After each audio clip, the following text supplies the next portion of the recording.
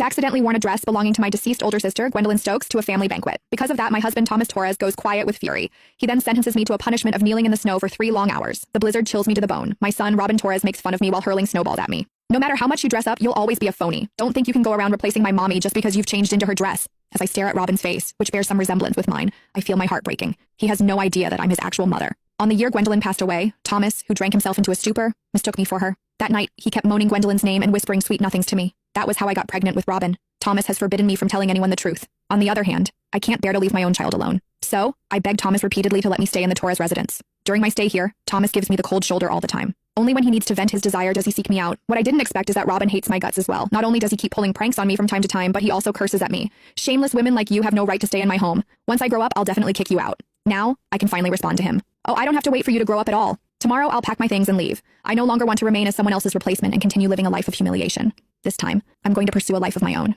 During a family banquet, my dress was slashed by my husband's mistress, Erica Glover. She acted surprised. And though she apologized, the mockery in her eyes was unmistakable. I'm so sorry, Winnie. It was an accident. Maybe you should change into something else. Biting my lip, I rushed back to my room and threw on the first dress on the top shelf of the wardrobe. It never crossed my mind that the dress belonged to my deceased sister, Gwendolyn Stokes, since I had never seen it. My husband, the usually composed, stone-faced CEO of Torres Group, Thomas Torres, completely lost it the moment he saw that dress.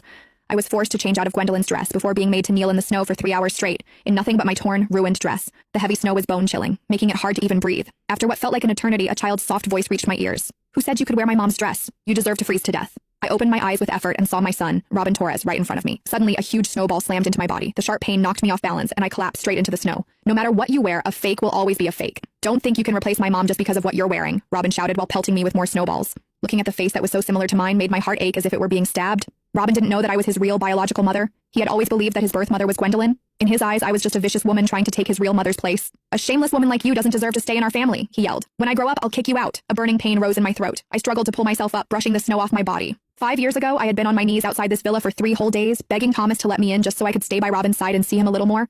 But as I stared at the look of disgust on Robin's face right then, everything I had endured felt utterly meaningless. You don't need to wait until you grow up. I gave a faint smile, deciding to pack up my things and leave on my own tomorrow. I was done being a substitute, done living a lowly, humiliating life. This time, I was going to live a life that was mine alone. After kneeling in the snow for so long, I blacked out after only taking a few steps. When I came to, the white ceiling and Thomas's face came into view. He'd returned to his usual stern composure. With a cold expression, he set a steaming bowl of tomato soup on the bedside table. Have you learned your lesson? I stayed silent and kept my head down, refusing to meet his eyes. My knees still ached, and after 3 whole hours of being out in the cold, my throat hurt so badly I could hardly speak. Thomas remained unbothered as he stirred the hot soup idly. In the Torres household, mistakes come with consequences. That's the rules, and there are no exceptions. Rules. That was the word he said most to me ever since I arrived at this place.